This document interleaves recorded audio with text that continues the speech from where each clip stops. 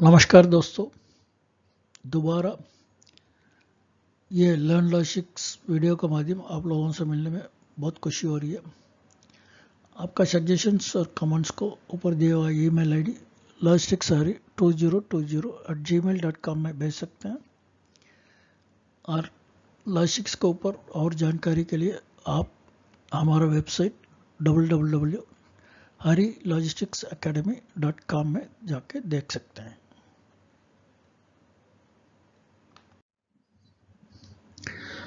अभी तक हमने जो नीचे दिया हुआ आइटम्स ये सब देखा था। एक तो हमारे शरीर के ऊपर उसको लॉजिस्टिक्स के लिए कैसे एग्जाम्पल समझ सकते हैं वो देखा, और दूसरा था हमारा पुराना ज़माने में कैसे उन्होंने लॉजिस्टिक्स किया होगा ये हमने सोचा था। और तीसरा ये सप्लाई चेन मैनेजमेंट कॉन्सेप्ट क्या है और इसके अंदर लॉजिस्टिक्स कैसे एक पार्ट बनता है ये देखा था हमने। और लॉजिस्टिक्स कंपनियां कितने टाइप का है ये देखा हमने। और ट्रांसपोर्टेशन में कितने मोड्स है करके हमने देखा। और लॉजिस्टिक्स के लिए क्या चैलेंजेस है और क्या अपॉर्चुनिटी है ये भी हमने देखा। और स्टैट्यूटरी और रेगुलेटरी कंप्लायंसेस क्या करना पड़ेगा ये देखा हमने। और ये लॉजिस्टिक्स आदमी के लिए कैसा क्वालिटी और उसका कैरेक्टर रहना चाहिए करके हमने देखा था। और मैन्युफैक्चरिंग नहीं तो लॉजिस्टिक सेक्टर में कैसे जापानीज टेक्निक से यूज़ करते हैं करके हमने देखा था, क्या क्या टेक्निक्स यूज़ करते हैं। और एक कंपनी नहीं तो नया प्रोजेक्ट लॉजिस्टिक्स में शुरू करने के लिए क्या क्या प्लान बनाना पड़ता है, कौन सा फैक्टर्स उसमें हमें मिलाना पड़ता है, ये सब हमने देखा था। और जो एक बार प्लानिंग चालू होकर अप्रूव होने के बाद ऑपरेशन के लिए कैसा करना है, क्या क्या करना है और कौन सा फैक्टर उसमें हमें इंक्लूड करना है क्या उसमें देखा था। और लॉजिस्टिक्स और ट्रांसपोर्टेशन सेक्टर में अपने देश के लिए कैसा कंट्रीब्यूट करता है ये देखा हमने। और भारत देश के अंदर कैसे अपना इंडियन रोड नेटवर्क है ये देखा। और विदेशी के साथ हमारा क्या उसमें पोजीशन है वो भी देखा हमने। और भारत देश के अंदर कितना गाड़ियाँ चलता है, कौन सा एरिया में कैसे कितना चलता है क्या है वो देखा हमने। और हमारा भारत देश और दुनिया का इसमें कैसे रोड एक्सीडेंट में अपना कंट्रीब्यूट करता है वो रोड एक्सीडेंट का स्टैटिस्टिक्स भी हमने देखा। और ये ड्राइवर कम्युनिटी के लिए क्या क्या चैलेंजेस है, उसको कैसे पार करना पड़ेगा, गवर्नमेंट की तरफ से क्या मदद चाहिए ये सब हमने देखा था। अभी हम एक इम्पॉर्टेंट चीज़ लॉजिस्टिक्स पर्सन के लिए देखेंगे वो है ट्रांसपोर्टेशन कॉस्ट। तो वो ट्रांसपोर्टेशन फ्राइट और कॉस्ट कैसे अराइव करता है उसके लिए क्या फैक्टर्स है वो चेक देखते हैं। फ्राइट कॉस्ट वर्किंग फैक्टर्स जो बोलते हैं इसमें अपन देखेंगे तो एक तो फिक्स्ड कॉस्ट बोलते हैं, ये मोटा जो ये है फिक्स्ड कॉस्ट बोलते हैं।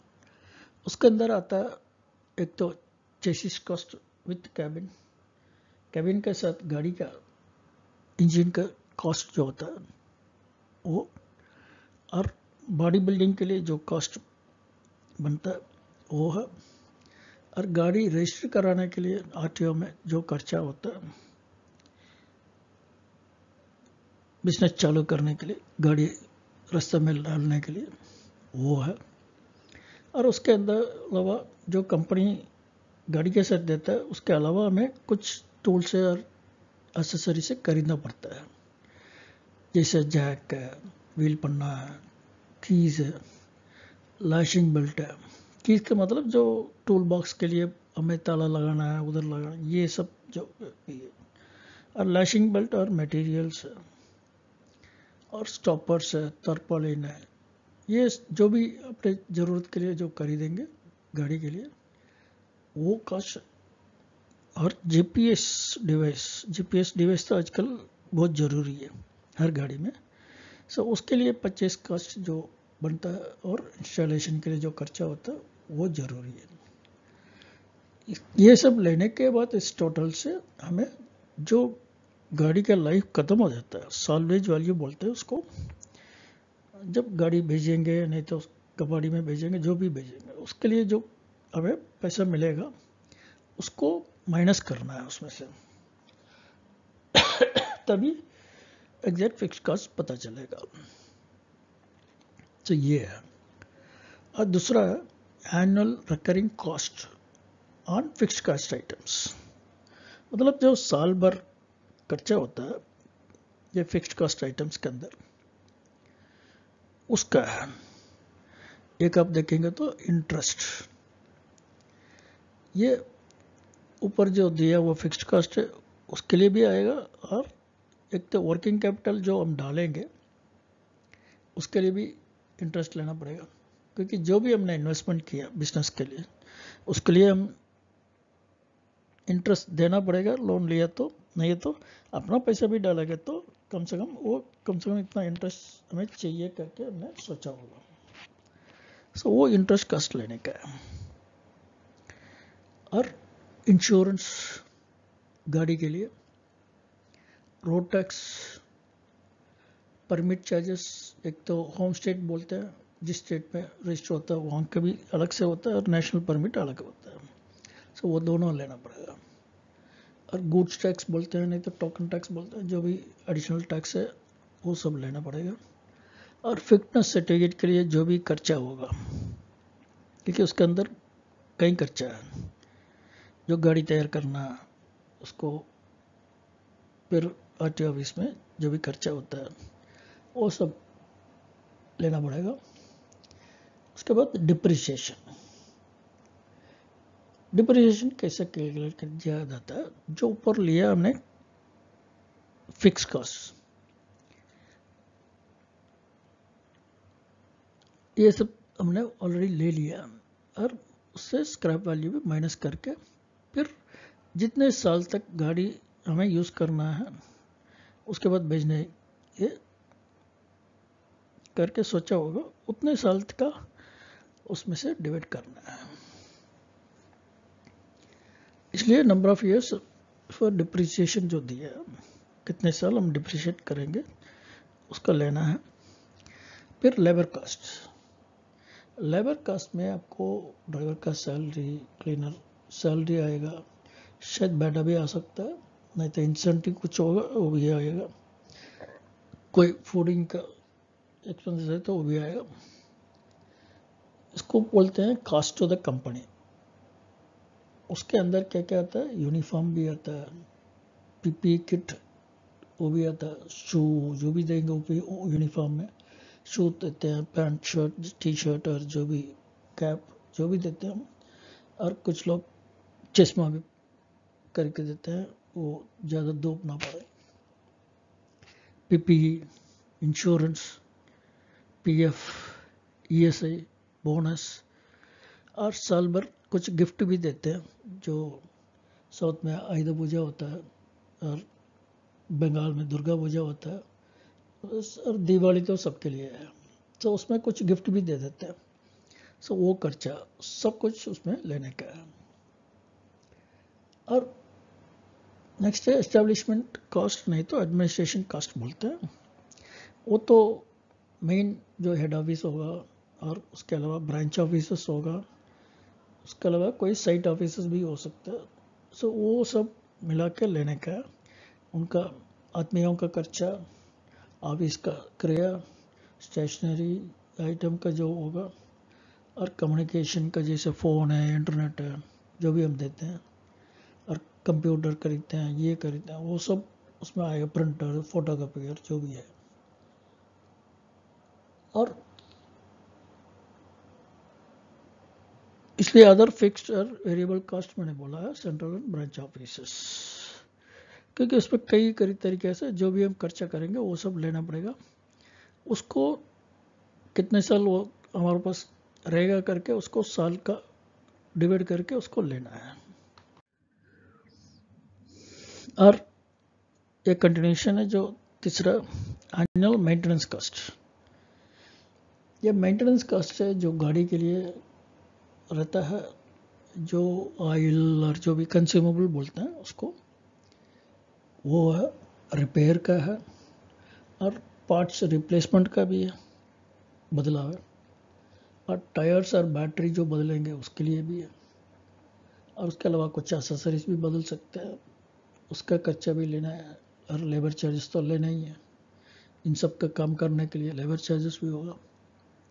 उसके अलावा पार्किंग चार्जेस कई जगह लोग मंथली रेंट पे ले लेते हैं, नहीं तो साल भर रेंट पे ले लेते हैं, उसका भी खर्चा लेना है। और उसके अलावा जो जीपीएस हम लेते हैं उसके लिए मंथली सर्विसेज चार्जेस देना पड़ता है, नहीं तो एनुअल मेंटेनेंस चार्जेस देना पड़ता है, सो वो भी लेने का है। उसके बाद हमें रनिंग कॉस्ट बोलते हैं। जो रनिंग कॉस्ट में क्या आता है, फ्यूल कॉस्ट आता है, टोल चार्जेस, वो इलेक्ट्रॉनिक भी होगा नहीं तो कैश भी होगा, जो भी है उसको लेना ही है, क्योंकि पैसा तो हम ही देने वाले हैं। सो इलेक्ट्रॉनिक भी पैसा देते हैं, कैश भी पैसा ही देते हैं, कंपनी के लिए तो खर्चा ही है। और उसके अलावा एन रूट एक्सपेंसेस, जो ड्राइवर क्लीनर का, फूडिंग बैटा, और आरटीओ एक्सपेंसेस, वो चालान भी करते होंगे, उसके अलावा रिश्वत भी लेते होंगे, वो सब लेना है। पुलिस का भी वही है, और चेक पोस्ट का भी, ये सब चालान भी करते होंगे, रिश्वत भी लेते होंगे, वो सब लेना है। और इसके अलावा जो कई जगह इसे गुंडा टैक्स करके बोलते हैं, जो पहले नॉर्थ ईस्ट में होता था, बोडो वाले जो कलेक्ट करते थे, उसके अलावा भी कई जगह साल भर का अरेंजमेंट करते हैं, कई जगह जो लोकल पॉलिटिशियंस के साथ, नहीं तो इसका लोकल रोडियो के साथ, जो भी है देना पड़ता है, जो भी खर्चा होता है वो भी लेना है। जैसे विथ रिसिप्ट भी हो सकता है, विदाउट रिसिप्ट भी हो सकता है। उसके बाद डेली बेसिस पे भी पार्किंग चार्जेस देना पड़ता है कई जगह, जो गाड़ियाँ चाहता है, वहाँ पे हमारा परमानेंट कोई अरेंजमेंट नहीं है पार्किंग के लिए, सो वहाँ पे डेली बेसिस पे देना पड़ता है, सो वो भी लेने का है। उसके बाद हम लेंगे ट्रांसपोर्टर मार्जिन, एक्चुअली पांचवा है, फिर भी मैंने चार लिख दिया, मगर पांचवा है एक्चुअली ट्रांसपोर्टर मार्जिन।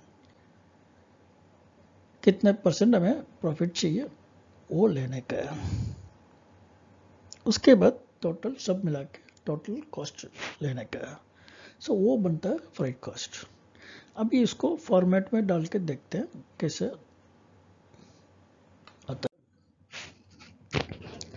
ये है फ्राइट कैलकुलेशन कॉस्टिंग शीट।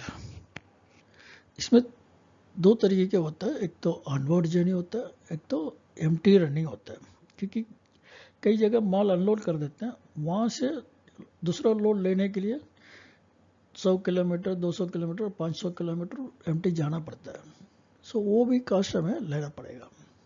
इसलिए ऑनवर्ड जर्नी और एम्प्टी रनिंग अलग अलग लिया है। और इसमें कॉस्टिंग पर मंथ और पर किलोमीटर, क्योंकि पर मंथ कितना गाड़ी चलेगा करके सोच के वो पर किलोमीटर का कैलकुलेट करना पड़ता है। ये दोनों के लिए, एम्प्टी रनिंग और ऑनवर्ड जर्नी के लिए। अभी अंदर नीचे देखेंगे फिक्स्ड कॉस्ट, उसके अंदर जैसे पहले बोला था हमने, चेसिस का विथ कैबिन वो कॉस्ट आ जाता है, फिर बॉडी बिल्डिंग का कॉस्ट आता है, फिर आरटीओ रजिस्ट्रेशन एक्सपेंसेस, जो भी गाड़ी को चलाने के लिए जो भी चाहिए शुरू में, वो खर्चा पूरा लेना पड़ेगा। और टूल किट जैसे बोला था, जैक रॉड और व्हील पन्ना, जो भी हमें खरीदना पड़ता है गाड़ी चलाने के लिए, पहला लोड लेने के लिए, वो लेना है। फिर जीपीआरएस सिस्टम जो डालना पड़ेगा, जीपीएस सिस्टम, उसके लिए जो हमने मशीन खरीदा होगा, जीपीएस मशीन, और उसके अलावा इंस्टॉलेशन के लिए भी पैसा लेते होंगे कई कंपनियां, सो वो भी लेना पड़ेगा। सो ये सब मिला के टोटल अमाउंट करके उसको साल्वेज वैल्यूज, उसके बाद हम जो बेचेंगे और पैसा हमें मिलेगा उसको कम करना है। सो इसलिए वो साल्वेज वैल्यू बोलते हैं। वो यहाँ तो 7 ईयर मैंने ऐसे जो सैंपल के लिए दिया, मगर वो तो अपने अपने तरीके से जो जितने साल चलाना चाहते हैं, कोई 3 साल होगा, कोई 5 साल होगा, कोई 9 साल होगा, कोई 10 साल 12 साल भी हो सकता है। सो वो तो अपने तरीके से आप ले सकते हैं। ये सब जो टोटल अमाउंट से साल्वेज वैल्यू माइनस करेंगे वो हो जाता है टोटल फिक्स्ड कॉस्ट। फिर उसको पर मंथ के लिए, अब पर किलोमीटर के लिए आपको डिवाइड करना पड़ेगा, पहले पर मंथ करना पड़ेगा, फिर पर किलोमीटर करना पड़ेगा। फिर annual recurring cost on fixed asset, जो हर साल हमें खर्चा करना पड़ेगा ये फिक्स कार्ड आइटम के लिए, फिक्स कास्ट आइटम के लिए, उसको बोलते हैं एनुअल रिकरिंग कॉस्ट। इसमें है इंटरेस्ट, क्योंकि जो हमने इन्वेस्ट किया फिक्स कास्ट, उसके लिए कुछ इंटरेस्ट रिटर्न तो हमें, जो भी पैसा डाला उन्हें मांगेंगे। शायद लोन दिया हो तो बैंक वाला मांगेंगे, नहीं तो फाइनेंस कंपनी वाला मांगेंगे, नहीं तो अपना खुद का पैसा पूरा डाला हो तो भी हमें कुछ उसमें उसके लिए रिटर्न चाहिए। तो इसलिए उसको इंटरेस्ट परसेंटेज पे लेना है। फिर नेशनल परमिट फी होता है। नेशनल परमिट फी 5 साल के लिए होता है। एक तो होम स्टेट परमिट भी होता है, होम स्टेट फी होता है। इंश्योरेंस, गाड़ी के लिए इंश्योरेंस, और गुड्स टैक्स और टोकन टैक्स बोलते हैं, वो भी है, तो वो भी लेना है। और साल भर में हमें फिटनेस सर्टिफिकेट लेना पड़ता है आरटीओ से। आजकल 2 साल हो गए, पहले साल के बाद 2 साल के बाद ही लेना है। सो वो जो भी है उस हिसाब से फिटनेस सर्टिफिकेट के लिए भी हमें खर्चा होता है। आरटीओ में भी कई खर्चा होता है, गाड़ी रेडी करने के लिए भी कई खर्चा होता है। सो वो लेना है। उसके बाद कितने साल में हम डिप्रिशिएट करेंगे करके हम, अब वो तो इन्फॉर्मेशन के लिए, वो कोई कैलकुलेशन के लिए नहीं है, मगर डिप्रिशिएशन कैलकुलेशन के लिए वो चाहिए, क्योंकि टोटल कॉस्ट लेके फिर डिप्रिशिएशन डालना पड़ेगा। ये सब ऊपर सब ऐड करके फिर डिप्रिशिएशन डालना पड़ेगा।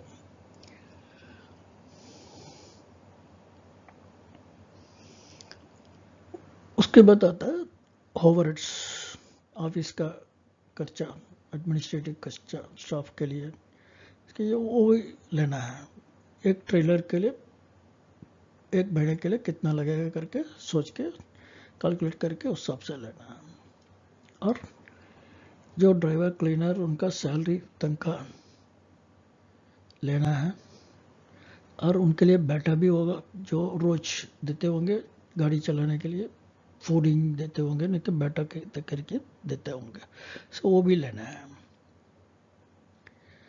और कितने लोग हर गाड़ी में बैठते हैं वो भी लेना है। वो तो सिर्फ अपने इंफॉर्मेशन के लिए, वो कोई कैलकुलेशन ऑलरेडी अपने टोटल सैलरी में और फूडिंग में लिया होगा। उसके बाद हो जाता है टोटल एनुअल रिकरिंग कॉस्ट। ये सब ऐड करेंगे तो टोटल एनुअल रिकरिंग कॉस्ट। इसके बाद हमें annual maintenance cost on fixed asset ये लेने का है। जैसे साल भर में बैटरी हम रिप्लेस करेंगे, से कितना बैटरी कितना कॉस्ट है वो लेना है। और टायर रिप्लेसमेंट करेंगे, सो कितना एक टायर का लाइफ होता है, उस हिसाब से साल में कितना टायर बदलेंगे ये सोच के आपको उस कास्ट को लेना है। और प्राइम मूवर जो बोलते हैं इंजन का कैबिन, उसके साथ जो पहले हमें खरीदा था उसका रिपेयर और पार्ट्स चेंजेस होगा, ऑयल डालना पड़ेगा, ये सब हमें एनुअल मेंटेनेंस कॉस्ट पे लेना है। उसके अलावा हमने बॉडी जो बनाया ट्रेलर का, उसमें भी रिपेयर होगा, कई वेल्डिंग करना पड़ेगा, पेंटिंग करना पड़ेगा, कुछ सब पार्ट्स चेंज करना पड़ेगा, वो सब कॉस्ट पेंट करना पड़ेगा, वो सब कॉस्ट इसमें लेने का है। फिर जीपीएस का जो मंथली सर्विस चार्ज वो चार्ज करता है रिपोर्ट सब देने के लिए, वो लेने का है। और पार्किंग चार्जेस भी एवरेज पर मंथ का कैलकुलेट करके वो भी लेने का है। और व्हीकल लैशिंग और स्टॉपर रिप्लेसमेंट करना पड़ेगा। 1 साल तो पहले हमने खरीद लिया फिक्स कास्ट में, मगर उसके बाद दोबारा हर साल हमें बदलना पड़ेगा। कई ऐसे है कि 6 महीने के अंदर टूट जाता है, नहीं तो रिप्लेस करना पड़ता है।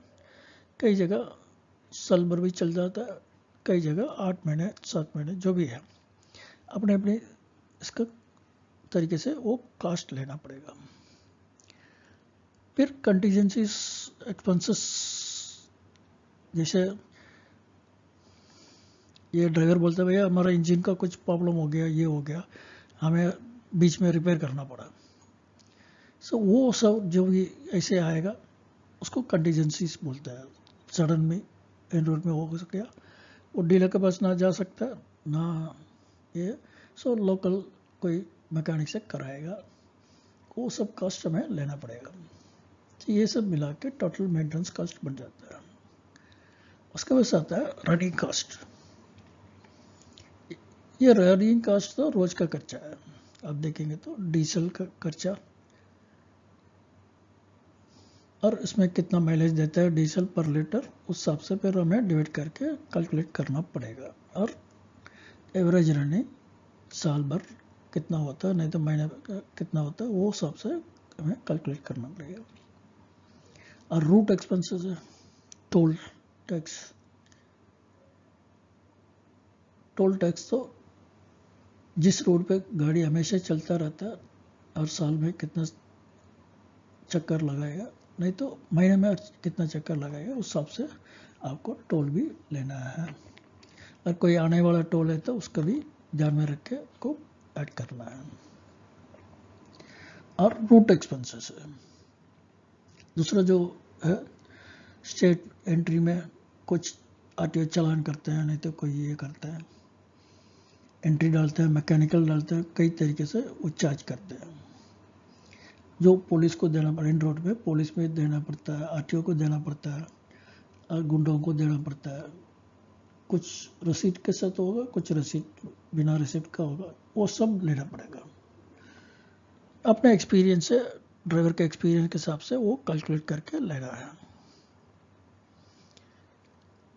फिर ट्रांसपोर्टर के लिए जो इसे ये सब टोटल बन जाता है रनिंग कॉस्ट। उसके बाद हमें ट्रांसपोर्टर के लिए कितना प्रॉफिट चाहिए करके, और जो भी कॉस्ट हमने ऊपर लिया उस टोटल के लिए परसेंटेज डाल के हमें लेना है।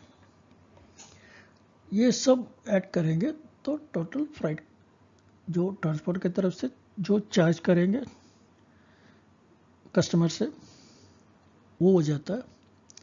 नहीं तो कंपनी की तरफ से कैलकुलेट करेंगे तो जो कंपनी ट्रांसपोर्टर को देना जाता है वो हो जाता है।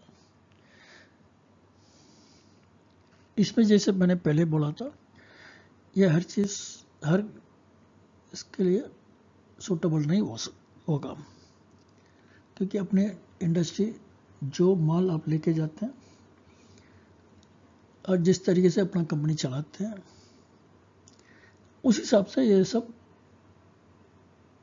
डिफरेंस होगा। जो अपने के लिए जो यूज़ होता है वो लेना पड़ेगा। कई कंपनी जो फिक्स कॉस्ट और डिप्रिसिएशन दोनों नहीं लेते हैं, एक तो डिप्रिसिएशन लेते हैं, नहीं तो फिक्स कॉस्ट लेते हैं। सो वो भी ध्यान में रख के आपको लेना पड़ता है। और एवरेज रनिंग जो कैलकुलेट करना है वो तो प्रोडक्ट के ऊपर, जो हर प्रोडक्ट का डिफरेंट होगा और हर इंडस्ट्री का भी डिफरेंस होता है। जो आपका प्रैक्टिकल में आप जाते हैं जानते हैं उस हिसाब से आपको लेना पड़ेगा। इसके अंदर कुछ मिस भी हो सकता है क्योंकि हर इंडस्ट्री का हर मॉडल के लिए भी डिफरेंस होता है। छोटा गाड़ी के लिए अलग है, बड़े गाड़ी के लिए अलग है, बड़े ट्रेलर हों और बड़े